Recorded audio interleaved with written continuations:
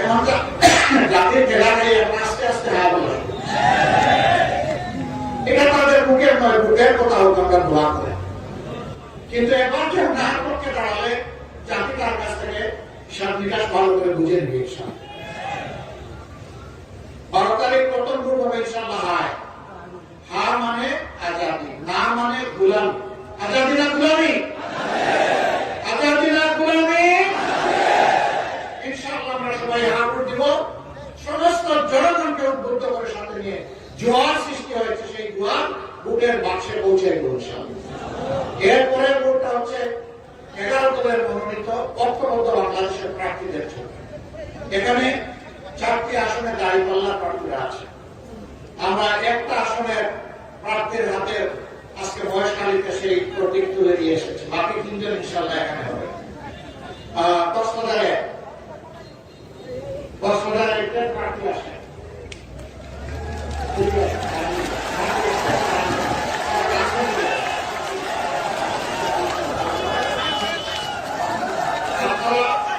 আপনাদের গাড়িতে ছিলেন, গাড়িতে ছিলেন, অনেকে ভয় দেখাচ্ছে তার বিরুদ্ধে নাকি হেভি হয়ে গেছে। ওই ইনশাআল্লাহ মাফা হয়ে যাবে আপনার বিশ্বাস। জনগণের রায় যেদিকে পড়বে সেটাই হবে ইনশাআল্লাহ। ইনশাআল্লাহ তরুণদের বাংলাদেশ ইনশাআল্লাহ। কথা আছে খুশি বার্তা সুরে সুরে 12 তারিখ সারাদিন সকাল সন্ধ্যা ইনশাআল্লাহ বিজয় হবে দাঁড়িপাল্লা মাশাআল্লাহ। এবার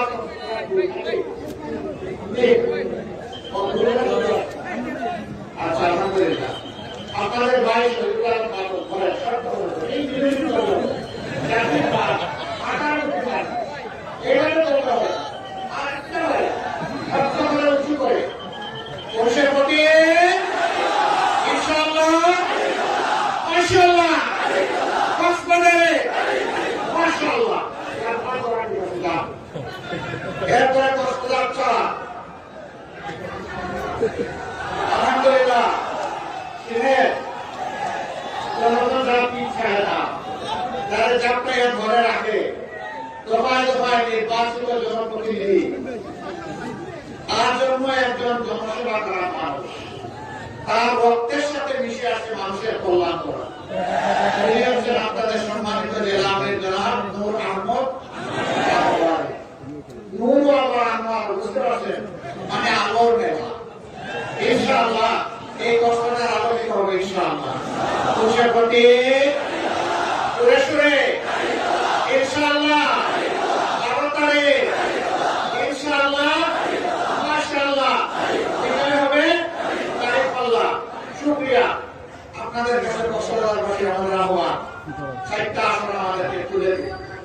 আমাদেরকে মানে বাংলাদেশ জামাতে ইসলামীকে নয়, আমাদেরকে মানে জুলাই যুবকদের হাতে তুলে।